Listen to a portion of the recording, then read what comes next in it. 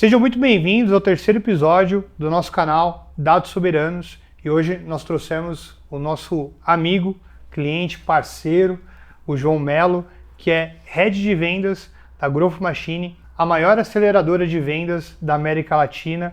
O João veio hoje para falar com a gente sobre Data Driven Marketing, as iniciativas de IA e como a IA tem transformado a parte de geração de demanda através de dados qualificados, bem como distribuindo recursos de qualidade para a qualificação de leads, para a distribuição ali do time de vendas e todas essas áreas de tanto inbound, outbound.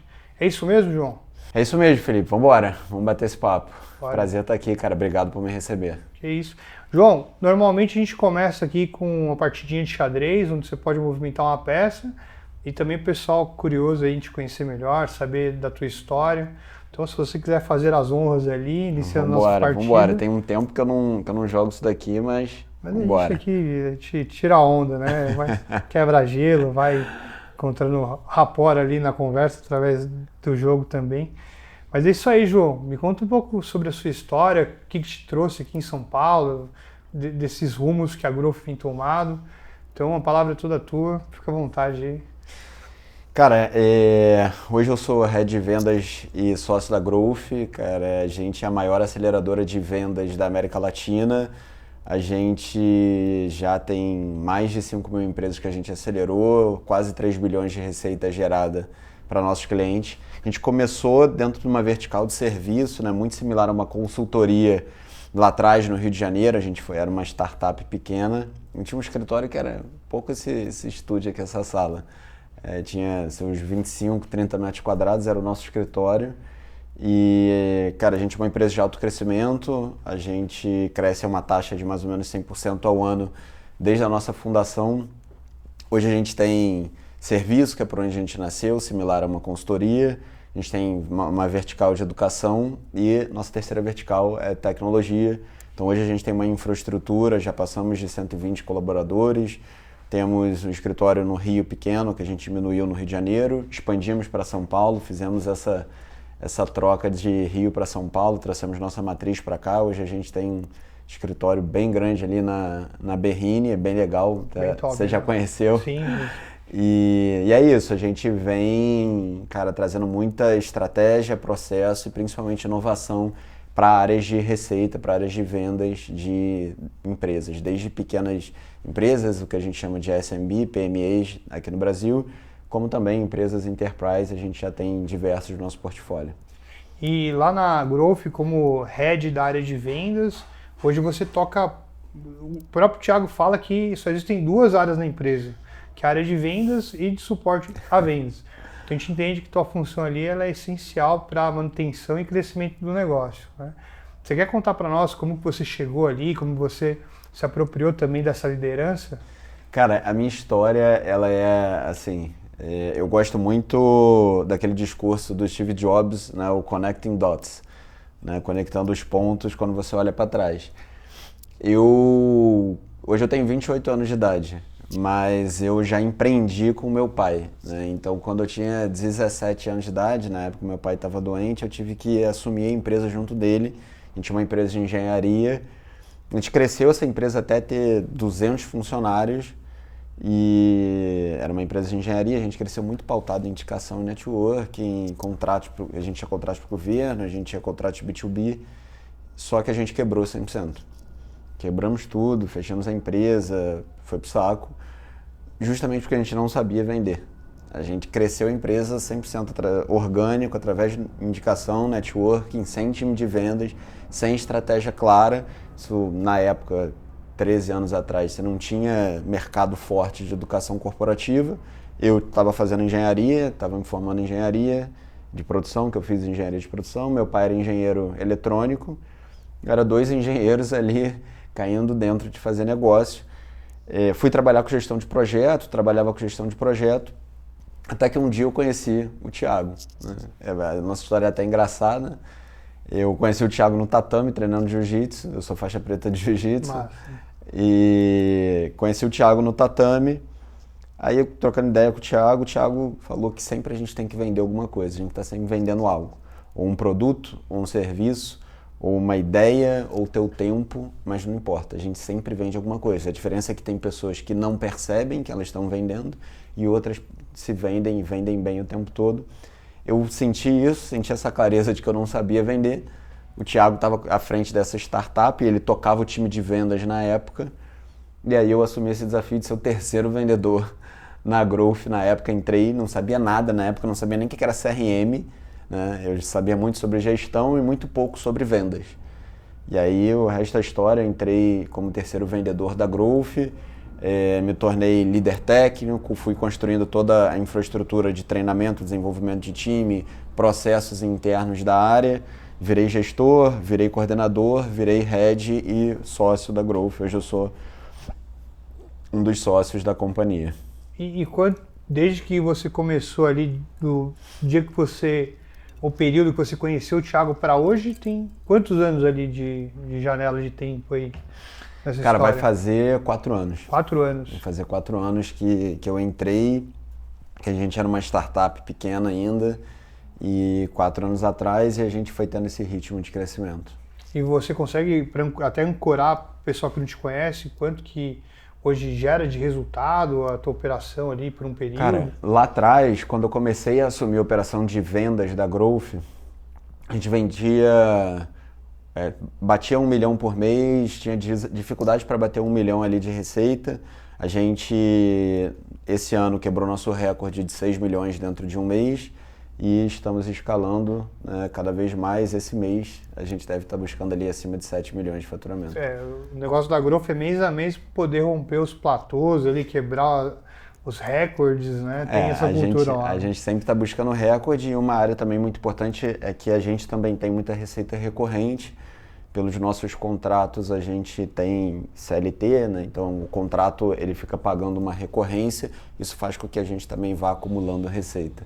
E pelo que eu entendi ali, né, o que a gente acompanha, a gente já está há 2 anos ali próximos da Growth, inclusive como clientes, como mentorados, hoje a gente faz parte do ecossistema como membro ali do Mastermind, e muita da metodologia da Growth embasou o desenvolvimento da nossa própria tecnologia, né? E eu vi que vocês, ao longo dos anos, foram caminhando dessas camadas de serviço, de consultoria, para trazer ferramentas ali de engajamento de vendas, agora as iniciativas de IA. Você pode contar para nós um pouco dessa construção dessas ferramentas que embarcam hoje a estrutura, a metodologia da Growth? A gente, né, sempre teve uma tese muito clara de que a gente ia se tornar uma empresa de tecnologia, de que em vendas você tem muito como automatizar. Vendas é um jogo de melhoria contínua. Eu costumo dizer, já até falei isso acho que para você, né, numa mentoria, o maior desafio é você achar que você resolveu vendas. Você pode contratar uma consultoria, você pode contratar a consultoria que for, mas você não vai resolver a área de vendas da tua empresa, porque ela é uma área de melhoria contínua, ela é uma área irresolvível. O empresário falta um pouco de clareza em cima disso. O teu jogo de vendas, o teu processo, a tua estratégia, o que você executa para sair do 1 milhão para o 2, não é a mesma coisa do que você vai executar para sair do 5 para o 10, para sair do 10 para o 20. Então é uma área que o desafio vai aumentando, consequentemente a tua infraestrutura, teus processos, as pessoas, o teu modelo de treinamento, o teu nível de tecnologia tem que aumentar. Agora, com a evolução de software, com a evolução de tecnologia, a gente sempre acreditou que você conseguiria trazer muito mais eficiência para dentro de área de receita, para dentro de área de vendas, substituindo, processos internos e até pessoas com utilização de tecnologia para você ganhar mais eficiência, consequentemente você consegue escalar.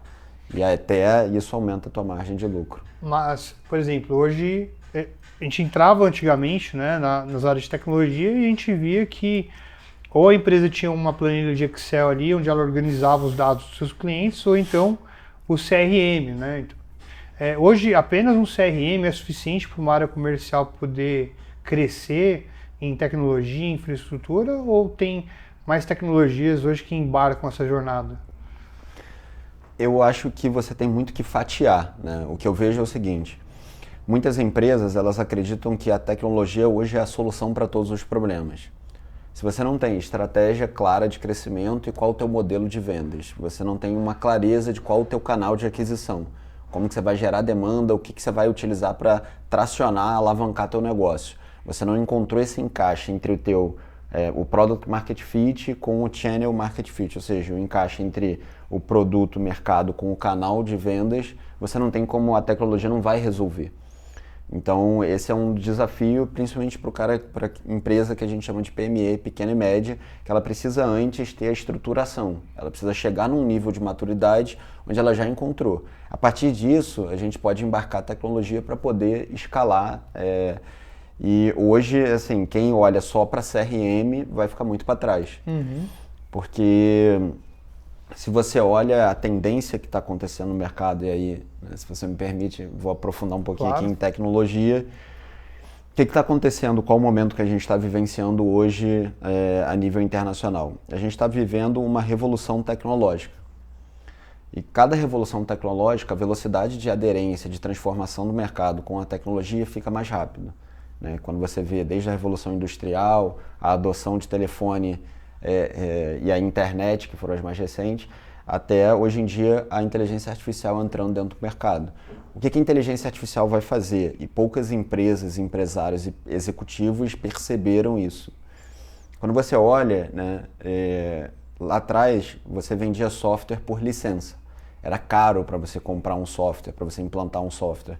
Você tinha que ter servidor. Eu lembro, lá atrás, quando eu empreendi com meu pai, a gente tinha que montar infraestrutura de servidor. Exatamente. A gente tinha que ter servidor dentro da empresa. A gente era uma empresa de engenharia com servidor, com infra, com todo o processo ali, com licenças que a gente comprava de software.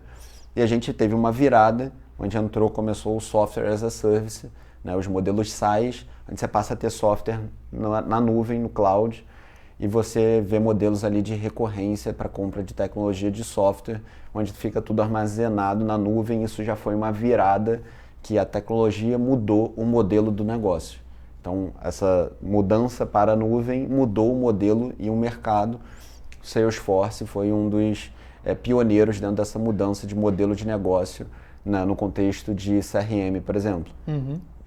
Só que o que eu vejo e o que eu tenho visto de tendência internacional hoje, eu pesquiso muito, eu leio muito, eu aprofundo muito e tenho muita troca, conexão com empresas lá de fora, é você ver uma mudança nesse modelo, né? O Software as a Service, o modelo de software na nuvem, o software tradicional, ele utiliza muito para você gerenciar os processos. Você passa a ter o controle dentro do software, você não precisa ter o controle dentro de uma planilha onde o ser humano fica fazendo o controle. O software ele já consegue fazer o controle e a partir do input de dado ele faz o gerenciamento e controle do dado, como também traz um relatório em cima disso. Então o software até hoje ele executava isso. A mudança que a gente tem visto é o software não ser mais só para o gerenciamento e controle do dado, como ele para fazer o input do dado, controlar, gerenciar, analisar e trazer o relatório já com uma previsão de uma execução de uma tarefa. Então, a mudança a tecnologia não vai ser mais para controle, ela muda já a utilização da tecnologia não só para controle, mas para execução de tarefas. Então você não vai... a tendência é o Software as a Service vira Service as Software. A gente está vendo uma mudança hoje no formato como a tecnologia vai ser implantada e os modelos de negócio vão ser construídos em cima da inteligência artificial. Você não vai precisar mais, você vai numa companhia ter diversos agentes de inteligência artificial que vão estar executando as tarefas. Ele vai imputar o dado, uma IA vai imputar o dado, ela vai executar uma tarefa, ela vai controlar dentro do software, ela pode fazer uma análise para você. Então eu com multi-agentes hoje, vários agentes, eu consigo construir diversas frentes dentro da minha empresa, dentro da minha área de vendas e por aí vai. E você consegue dar um exemplo prático para nós de como a Growth ou o mercado tem utilizado essas iniciativas de SaaS, não só como oferta de serviço, mas de ferramenta para você poder construir ali tua área de negócios? Você consegue dar um exemplo prático de como isso funciona no dia a dia? Total. Muitas empresas elas estão utilizando IA para analisar dado. né? O que é muito bom. Antes eu uso até hoje GPT, eu tenho agentes para me ajudar na análise de dados no meu dia a dia. Eu pego um banco de dados ali de histórico de vendas por canal, com diversos dados. Antes eu tinha que cruzar todas essas informações, hoje eu tenho agente treinado para isso, que eu faço o input, faço as perguntas e consigo ter as respostas do que eu quero já. E o que eu demorava 3 horas para fazer, hoje em 30 minutos eu já faço, já analiso. Mas o que eu tenho visto é o seguinte, muitas empresas elas começaram com a proposta de valor de colocar inteligência artificial para análise. Eu não acredito que isso é o melhor uso da inteligência artificial. Eu acredito no uso da inteligência artificial executar tarefas, onde você passa a ter a IA executando, que é justamente essa mudança do modelo de software. Dentro do contexto da Growth, esse ano a gente lançou a nossa SDR-IA. Né? Então a gente tem um software hoje, uma IA hoje treinada, que executa a tarefa de prospecção. Hoje, se você vê no mercado, você tem milhares de vagas de pré-vendas, de prospecção, de agente de prospecção, de SDR, né? Tem, a nomenclatura não importa, tem diversas empresas que chamam de nomenclaturas diferentes, desde DG, Demand Generation, ou APN, ou SDR, não importa, mas é a pessoa que fica ali na ponta executando a prospecção, fazendo ligação, mandando e-mail, mandando WhatsApp, depende do canal. Hoje a gente já tem uma IA, a gente começou por ligação e a gente já embarcou o WhatsApp, então já tem uma IA que consegue fazer esse trabalho de prospecção tanto ativo quanto receptivo para tratar leads e tratar essa demanda para o time de vendas. E aí eu tiro essa tarefa, tiro esse esforço repetitivo, tiro essa necessidade de escalar muito pessoas, que é um desafio do negócio. Eu já tive empresas que eu mentorei, que eu acompanhei de perto, que elas ficaram com um desafio de escala da receita porque elas não conseguiam contratar pessoas. Né? Elas não conseguiam contratar SDR, contratar, treinar, desenvolver, gerenciar. Tudo isso envolve dinheiro, envolve investimento, envolve desafio gerencial e de escala. E hoje você com inteligência artificial já consegue, cara, construir toda essa ponta de qualificação do lead, de prospecção do lead, de agendamento, geração de demanda para o time de vendas, time de key account. Então hoje eu já tenho uma solução de IA onde eu levo isso para o meu cliente, entre outras, né? A gente tem uma solução de IA que ela constrói todos os scripts também de prospecção. Foi a nossa primeira IA. Ela construía baseado no teu perfil de cliente, baseado na tua necessidade. O Growth Station? O Station IA. Station IA. Station IA. O Growth Station é a nossa plataforma por onde eu gerencio tudo, mas o Station IA é onde eu construo todos os scripts. Então antes, pra você ter uma ideia, antigamente eu levava 2 semanas para montar todos os scripts juntos, a gente montava na unha, não existia GPT. Uhum. A gente tinha uma tese, qual era o perfil do cliente, qual a proposta de valor do produto, a gente tinha que montar aquilo, né? A gente tinha que quase estudar copy para poder... Eu lembro, 2 anos atrás a gente fazia as copies, tinha os frameworks ali de definição de CP, persona, como que a gente apresenta o produto e serviço, montava a cadência ali de e-mail, cold call, e depois tinha todo o trabalho de gerar lista para poder ficar entrando em contato com as pessoas e marcar reunião, né? Então quer dizer que tudo isso aí já acabou, já mudou. Tudo isso daí hoje em dia levava semanas para fazer isso com o cliente. Isso daí foi a primeira IA que a gente fez, foi para automatizar esse trabalho, onde a IA ela tem já todo o histórico do que deu certo nas operações que a gente acelerou, então ela é mais treinada. Eu não tenho um especialista, um mentor que tocou mais de 5.000 operações, mas eu tenho uma IA que tem um aprendizado em cima disso. Então, com o aprendizado em cima disso, ela modela um script melhor, ela modela uma cadência melhor, ela modela um template de e-mail melhor, que vai ter a maior taxa de abertura, a maior taxa de conversão. E aí a gente já fez todo esse teste. Hoje em dia, assim, foi a primeira IA que a gente lançou, o Station AI, e hoje a gente já tem algumas soluções de IA dentro do mercado. Tem a Prospecta AI. A Prospecta AI, tem o Station AI, e dentro da Prospecta, dentro da SDR-IA, a gente já tem de ligação e de WhatsApp embarcado dentro. Então o cliente já consegue ter uma SDR trabalhando omnichannel dentro da operação dele. A gente ainda tem muito roadmap para daqui para frente ainda. Vamos lançar muitas features, muitos agentes de IA. E tem um negócio ali que a Growth ela nasceu falando do outbound, que é as empresas poderem ir até os seus ICPs, né, os perfis de idade de cliente, e o outbound ele envolve muito dados, né? Growth, teste AB, encontrar padrões de relevância ali para você poder criar gatilhos para que as pessoas possam conhecer os produtos e serviços da empresa. Então, né, dado o entendimento de que o growth ele começa ali no mundo dos dados e que esses dados podem ser indicadores relevantes para que as IAs possam, então, se conectar com os clientes e tudo mais, como que você vê a evolução do mercado para os próximos meses ou ano? Você acha que é só IA, é só banco de dados? Você tem uma visão de como isso pode seguir no futuro? Eu acredito que, assim, você tem... O primeiro passo é ter uma estratégia clara de crescimento e um modelo de vendas que suporte essa tese de crescimento.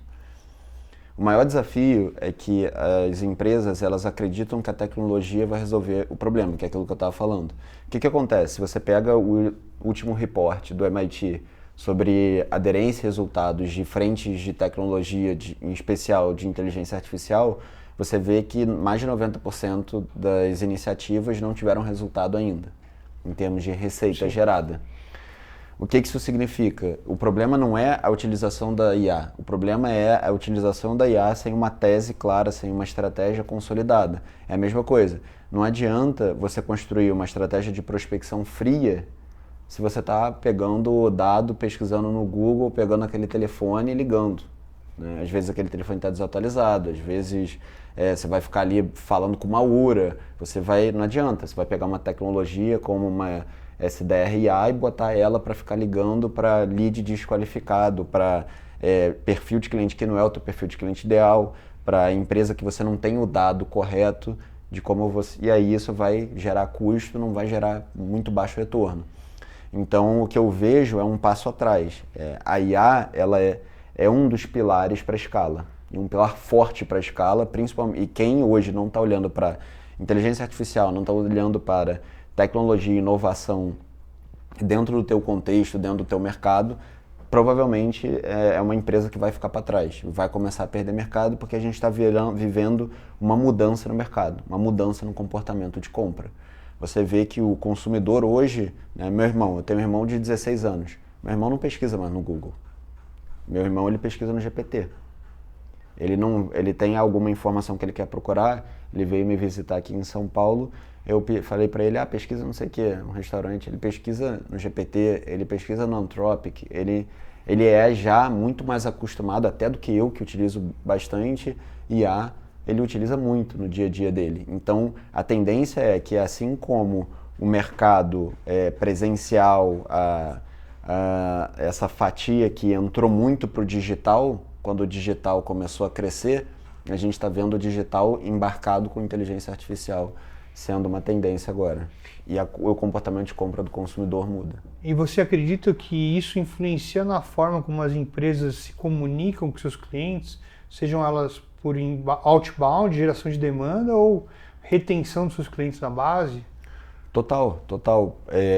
Porque hoje a jornada de compra, principalmente você olha para pessoas. Eu, por exemplo, hoje, claro, compra de roupa. Eu hoje, né, eu vivo praticamente dentro do escritório ou em sequências de reuniões. Eu compro muito mais roupa, por exemplo, mesmo que seja um produto físico, pela internet do que presencial. Eu já sei as lojas que eu gosto e o meu comportamento de compra mudou. Com a entrada do digital, e-commerce cada vez maior, eu parei de comprar quase no físico e compro muito mais no digital. É raro eu ir no shopping. Eu vou no shopping quando eu quero ver uma marca, alguma coisa, algum lançamento de coisas que eu não conheço. Mas hoje em dia eu compro muito mais no digital e a tendência é que o comportamento de compra, mesmo no B2B, mude muito. Já mudou. Hoje você vê operações cada vez mais inside sales e menos field sales. Então, cada vez mais você vê, mesmo em indústria, mesmo em distribuidoras, você vê uma jornada indo para o interno, indo para o digital, indo para o modelo de inside sales e cada vez menos física, presencial. Isso, até lá na própria empresa nossa, a gente vem num momento que hoje a gente está investindo mais em iniciativas de tratar bem do cliente que está dentro de casa, entender que ele consegue ter um impacto relevante com aquele contrato com a gente, do que ficar aí no mercado trazendo novos clientes, né? Óbvio que tem que ter esse trabalho, mas a gente entende que cuidar do cliente da base, educar, deixar esse cara com saúde e monetizando dentro do nosso ecossistema, talvez seja mais importante até do que gerar novas demandas, né? E isso é um exercício que a gente tem que fazer ali, olhando para dados, indicadores, o aproveitamento que o cliente está tendo com o impacto, de conseguir mensurar o impacto da nossa solução na operação do nosso cliente. E o que eu vejo, por sua vez, é as empresas, então, também olhando para iniciativas que retêm os clientes na base, né? Então, parece que a gente veio de uns anos que a gente fazia muito esforço para popular uma base de clientes e hoje, com a base melhor estruturada, a gente consegue ter saúde financeira no negócio apenas cuidando de quem já está lá dentro da base de CRM, né? Você concorda com isso? Como que você enxerga esse mercado? É mais importante para as empresas cuidarem da base, do relacionamento com seus clientes? Ou então você diz que não, tem que trazer novos clientes para a base, não pode parar de crescer? Como é que você vê essas estruturas, né? O que eu vejo, Felipe? Assim, a gente viu, né, e eu tenho emergido muito dentro do mercado de Venture Capital. A gente, inclusive, tem o nosso fundo hoje em dia, o GM4E, GM for Equity, onde antes a gente olhava muito para o growth rate, né, a tese do crescimento acelerado. Quando eu olho reports de agora, a gente tem cada vez mais olhado para o que a gente chama de Rule of 40, né, ou seja, 40%. O que é isso? É a combinação entre crescimento versus lucratividade. Muitas vezes você olha na perspectiva de lucratividade o EBITDA. Então seria, por exemplo, 20% de crescimento com 20% de margem de lucro, ou 30% de crescimento com 10% de lucro. Mas eles categorizam, e a Rule of 40 hoje tem sido o maior indicador para você definir múltiplo de valuation e tese de crescimento e de compra de uma companhia. Lá atrás olhava muito para o múltiplo de crescimento de receita acelerada, e isso muito olhando para uma tese de aquisição. Hoje, quando eu olho, não adianta você ter uma tese de crescimento só pautada na aquisição. É um misto entre aquisição e retenção, porque não adianta você trazer o cliente para dentro que ele cancela depois. Um dos indicadores também, quando você olha muito numa tese de compra, é o indicador de net retention, de receita retida. E você vê as empresas que são muito interessantes, são empresas que você tem um net de 100% na receita do ano. O que é net de 100% na receita do ano? Significa que quando eu olho a minha base, só um recorte da minha base, com que eu comecei, por exemplo, o ano, e o quanto que eu tive de downsell versus e o que eu tive de churn, que seria o que abateu da minha receita, mas o que eu expandi de receita dentro dessa base, desse recorte, ele empata break-even, eu tenho 100% dessa receita nesses clientes sendo mantida dentro de um ano. Isso faz com que cada cliente que eu traga, ele vá ser estabilizado, e eu vou ter essa expansão dentro dessa base, o que faz um crescimento muito mais acelerado. Então, eu vejo que o mercado ele também está cada vez mais olhando para a tese de pós-venda, de base, de crescimento, de expansão dentro da base, que foi algo que foi negligenciado durante muito tempo, mas é uma estratégia contínua, né? E aí é uma estratégia de olhar muito o todo, não só a estratégia de vendas, mas a estratégia de vendas de retenção unindo muito o produto, porque às vezes a gente tem muito o produto pautado para aquisição, mas não a esteira de produto que vai entregar valor para o cliente da base. Sim. E aí entra você trabalhar esse ciclo e cada vez mais a gente olha para empresas que têm uma tese de produto, esteira de produto encaixada, como também uma base que retém, que vê valor e que tem uma tese de crescimento dentro dessa base. E você entende que isso é novo? Por exemplo, no mercado digital a gente vai aprendendo ali sobre o upsell, cross-selling, criação de comunidade, para poder dar vida ao ecossistema, manter o cliente ativo na base. Você entende que isso é novo com o advento da digitalização, das tecnologias, ou o mercado já se preocupava com isso antes? Como você enxerga isso? Cara, eu gosto muito, a gente estava até falando do princípios do Ray Dalio, né? Eu acho que muitas das coisas que a gente vê acontecendo, elas são coisas do passado que elas foram reincorporadas ou melhoradas. A minha visão, o CS de hoje, ele é o farmer, de lá de trás. Então, Hunter e Farmer, isso vem modelo americano lá de trás para vender indústria e distribuição. E tinha o cara que trabalhava aquisição de novas contas, o cara que trabalhava ali, cara, uma gestão de carteira, né? E hoje você vê que o CS, na verdade, ele é um modelo de farmer com mais tecnologia, mais processo, um know-how um pouco mais aprofundado, mas ainda assim um farmer. Então, é aquilo, na nossa Muda companhia, a roupagem, né? muda a roupagem, mas na nossa companhia a gente tem até um lema, somos todos vendedores. O meu produto olha o que ele vai priorizar para aumentar a receita. O meu RH, ele olha quem que ele tem que trazer e quais são as principais áreas que vai expandir receita, seja na base, seja na aquisição. E a gente está o tempo todo olhando qual vai ser a nossa estratégia, o que a gente tem que priorizar em cada área, com foco em expandir receita, com foco em trazer mais receita. E aí, dentro disso, a gente tem que entregar sucesso para o cliente, sucesso para o cliente, entregar valor para o cliente, entregar crescimento para o cliente. A gente tem centenas, milhares de cases de sucesso hoje dentro da nossa base, em diversos portfólios de produto que a gente já tem. Hoje a gente tem produto desde a PME, desde o cara pequeno até o enterprise, a gente tem produto bem estruturado, consolidado para todos. A gente começou com um produto lá atrás. Hoje a gente tem toda uma esteira de produto desenhada para entregar valor a cada etapa dessa jornada, a cada nível de maturidade, cada desafio que esse empreendedor, que essa companhia tem ao longo dessa jornada de crescimento. Isso faz com que a gente tenha uma tese de crescimento muito sólida e, cara, consiga crescer de maneira sustentável. Massa. O que a gente vê quando a gente fala de retenção, a gente vê que o nível de maturidade do mercado tem se elevado, né? A gente olhou muito em empresas que olhavam muito para o growth rate, empresas que olhavam muito para a estratégia de crescimento, muito pautada em aquisição, e a gente vê o mercado cada vez mais olhando para uma tese de crescimento dentro da própria base, né? A base, ela é muito, em tese, é 6 vezes mais fácil, né, você vender para um cliente que você já fez a primeira venda do que um cliente novo. Então, você vê ali que na base sempre tem ouro para a gente trabalhar dentro desse crescimento. E quando eu olho mercado de investimento, de venture capital, de aquisição de empresas, a gente olha muito, por exemplo, o net retention, né? Ou seja, o quanto que a gente consegue reter ou expandir dentro da base.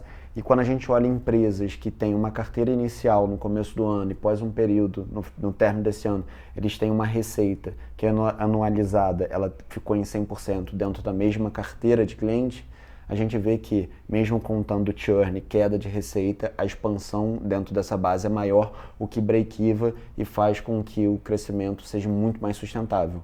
Acelerar uma empresa que ela tem um crescimento dentro da base, você tem uma curva de crescimento muito mais acelerada. E o que eu vejo com esse aumento de nível de maturidade no mercado são empresas que cada vez mais estão tendo um crescimento, uma curva de crescimento mais acelerada. A gente antes tinha a tese de double, triple, triple, triple. A gente já vê empresas fazendo triple, triple, né? Ano a ano. Fazendo um crescimento muito mais acelerado. Triple, triple, triple. Ou às vezes 4 vezes, 5 vezes crescimento. A gente vem fazendo isso, desde que a gente conheceu a Growth. Quando eu conheci, até situar a galera aí, quando eu conheci a Growth Machine, depois eu vim conhecer o João ali, conforme eu fui entrando no ecossistema, eu tinha apenas uma agência de marketing digital, tráfego pago. E quando eu entrei lá na Growth e nós aprendemos método, então o método ele sustentou a base do nosso crescimento. E no primeiro ano que a gente começou ali no Growth 10X a fazer as cadências de prospecção outbound, nossa operação naquele ano ela faturou 450 mil. Que, cara, uma urgência que pivotou para o outbound, foi para a comunicação, né, que a gente veio do WhatsApp, depois SMS, voz, dados. Então o primeiro ano foi esses 450 mil. E foi um ano que a gente foi na imersão e o pessoal pediu para a gente colocar uma meta de faturamento ali para aquele ano, era meio de ano. Uhum. E eu coloquei uma meta ali de 1,5 milhão, mas a gente bateu apenas 450 mil. Uhum. Só que o engraçado que aconteceu foi que no ano seguinte, então, nós acertaríamos o nosso modelo de negócio, embarcando a metodologia, entendendo ali o Prospect, o MQL, o SQL, o SAL, que eram nomenclaturas que eu me perdia muito, entendendo também a dinâmica do time, do Product Market Fit. Então, naquele segundo ano, nós faturamos 1.800.000. Caramba. Aí eu falei, cara, ele falou lá de dobrar, triplicar, então a gente já triplicou agora. E aí esse ano, então, a gente já começou a projetar o ano com 5, né? Falou, pô, se já faturou 1.800, vamos triplicar de novo. E estamos chegando lá, né? E, então, até criando essa narrativa, eu gostaria de te fazer uma pergunta. O que você acha de empresas, por exemplo, que querem fazer growth, querem crescer, mas não tem método, não tem metodologia embarcada, né? Olham para ferramentas como possíveis forças para o crescimento do negócio, mas não se preocupam, às vezes, em implementar um processo bem estruturado. Como é que você vê isso hoje, João?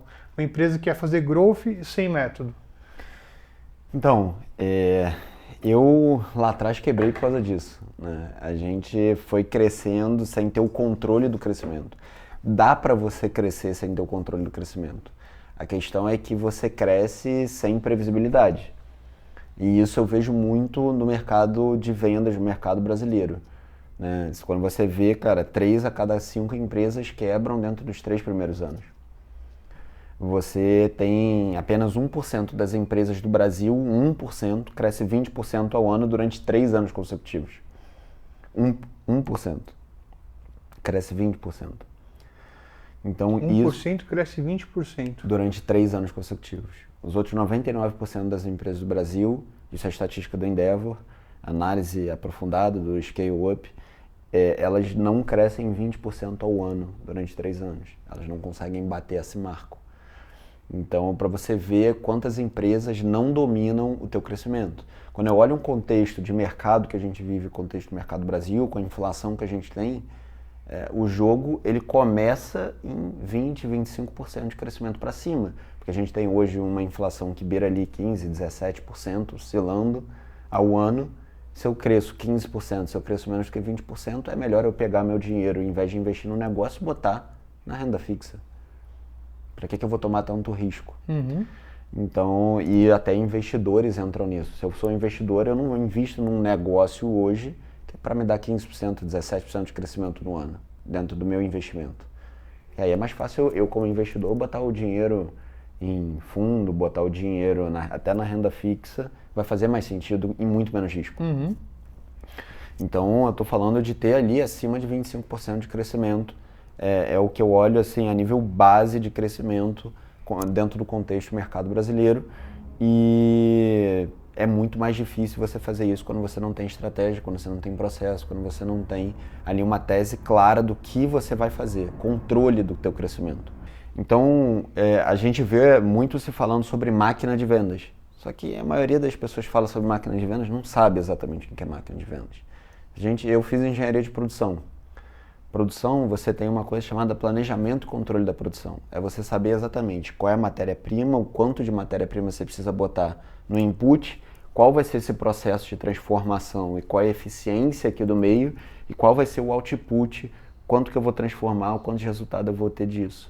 Quando a gente fala de ter uma máquina de vendas, é você dominar o teu crescimento. É você saber quanto de matéria-prima, quanto de investimento você precisa fazer dentro da tua matéria-prima, como que você vai gerar essa matéria-prima, então da onde que vão vir esses leads, essa demanda sua, como que é a tua eficiência comercial, o teu processo comercial ali que acontece, quanto disso vai trazer de receita e a partir disso você dominar essa tese de crescimento para a escala. No teu negócio, no teu nicho ali com o que você tem. Exatamente. Parece que o método ele é agnóstico, então, porque eu consigo implementar ele independente do meu cenário, de segmento, atuação, tipo de cliente. Não existe receita de bolo. Em vendas não existe receita de bolo. A maioria das empresas, elas acham que o que eu aplico para um segmento, eu aplico para o outro. Existe um modelo de vendas que é Product-Led Growth, existe um modelo de vendas que é Sales-Led Growth. O Founder-Led Growth. Existem empresas que são Sales-Led Growth, existem empresas que são Marketing-Led Growth, existem vários modelos de tese de crescimento. Existe empresa que é self-service, um e-commerce ele é uma self-service. Você vai lá, você entra, você clica, você compra. Eu não preciso falar com um atendente, com um vendedor para comprar. Um Netflix, um Spotify, eles são teses Product-Led Growth. Se eu pego a mesma metodologia de uma empresa Sales-Led, ela não encaixa. Existe uma correlação entre custo de aquisição. Só que o maior desafio é empresas acreditarem que existe uma receita de bolo para crescimento. Não existe uma receita de bolo. Existe você entender no detalhe qual é a tua tese, o teu modelo de vendas que sustenta o teu crescimento. Isso é growth. Isso é growth. Bom, João, até encaminhando aqui para o encerramento, hoje está com um tempo um pouquinho mais curto, né? Mas já agradecendo tudo que a gente está construindo aqui e já deixando o convite para um próximo ali, para a gente terminar esse joguinho de xadrez, inclusive. Vamos embora. Mas eu queria te fazer uma pergunta bem honesta, transparente, para que você possa responder não apenas com o seu intelecto, mas também com o seu coração. Né? Eu frequento a Growth e eu vejo em alguns dias lá, quando a gente vai participar do kickoff do time comercial, a gente vê o quanto o seu time é comprado com você, o quanto eles têm a pele no jogo. Né? Eu vejo que você traz várias iniciativas ali para motivar a galera. Né? Tem até aquela questão do... Como é que você fala lá? Quer falar dessa parte? Da área pública e da área privada? Então, você pode falar mais a respeito se desejar. Como é que você faz para a galera comprar a tua ideia, essa energia, essa vibração que você cria ali, essa ambiência? Diz um pouquinho pra gente ali do que te motiva, o que te faz motivar essa galera toda. Cara, eu acho que vendas muda a vida. A gente tem um propósito assim muito claro dentro da Growth. A gente acredita que vendas é um instrumento de libertação. Se eu ajudo o empresário a vender mais, ele aumenta o faturamento, ele contrata mais pessoas, ele vai pagar mais imposto, ele muda um ecossistema. Né? A gente, cara, saiu de ter 20 colaboradores, 30 colaboradores para 120. Existem 120 pessoas hoje dentro do nosso ecossistema que estão ali dentro do comercial, junto comigo, tem mais de 23 pessoas, 23 famílias. E a gente acredita que vendas, que crescimento, ele é um mecanismo para eu entregar mudança para fora como para dentro. Então eu mudo a vida do meu cliente e mudo a vida do meu colaborador. Eu mudo a vida do meu cliente e mudo a vida do meu colaborador. Quando eu negocio com o crescimento, eu estou negociando com o crescimento do meu colaborador, com o crescimento do meu cliente, eu estou desviando do meu propósito. Então a gente acredita muito nisso e eu trabalho muito isso com o meu time desde lá de trás. De que eu tô aqui para mudar a minha vida e mudar a vida de quem está ao meu redor. Vai ser desconfortável, vai ser desafiador, a gente trabalha pra caramba, a gente chega cedo, vai embora tarde, a gente é comercial, a gente não tem hora, mas a gente determina o quanto que a gente pode ganhar, a gente determina o quanto que a gente pode crescer. E crescimento é no desconforto, mas a gente tem um propósito muito claro e a gente acredita com muita seriedade dentro do que a gente faz. Até domingo, assim, a gente já fez reunião, né? Até eu e você a gente já fez. Inclusive, a gente já fez reunião de domingo aqui. A gente não tem tempo ruim. Acho que o principal benefício que a gente tem é de gostar muito daquilo que a gente faz, né? Exato. Gostar do que a gente faz, gostar de abraçar os desafios, entender que a hora é agora, né? A gente não tem muito tempo a perder. Acho que vendas é a profissão que tem o poder de transformar, né, pessoas simples em grandes homens, né, no sentido que as pessoas encontram ali nas vendas uma ferramenta que você pode fazer mais com menos. Quando você tem muito, você faz mais ainda, né? Não, eu já tive um vendedor que ele pagava R$600 de aluguel. Morava 3 horas de distância no nosso escritório no Rio de Janeiro. Ele gastava quase 3 horas para ir, quase 3 horas para voltar. Eu trouxe esse cara para São Paulo junto comigo. Esse cara hoje ganha R$20 mil. Ele mudou a vida dele, ele mudou a vida da família dele. Ele tem mulher, ele trouxe a mulher e o filho.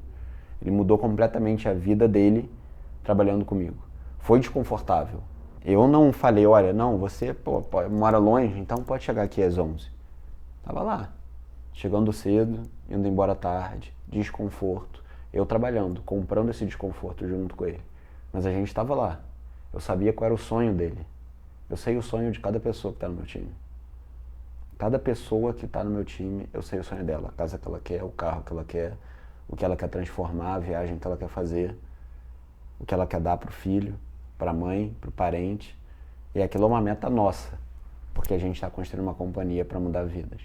E isso faz toda a diferença. Pô, isso aí.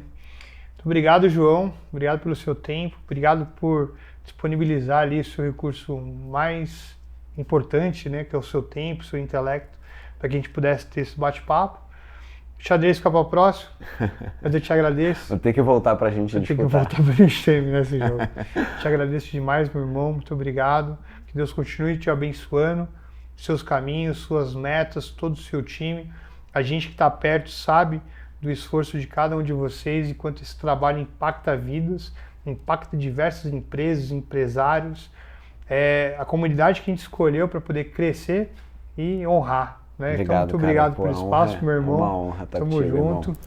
Deus abençoe. Até a próxima. Valeu, galera. Se você gostou desse vídeo, curte, comente, compartilhe. Pode deixar seu comentário ali pro João, depois a gente caminha para ele. E é isso aí. Até a próxima.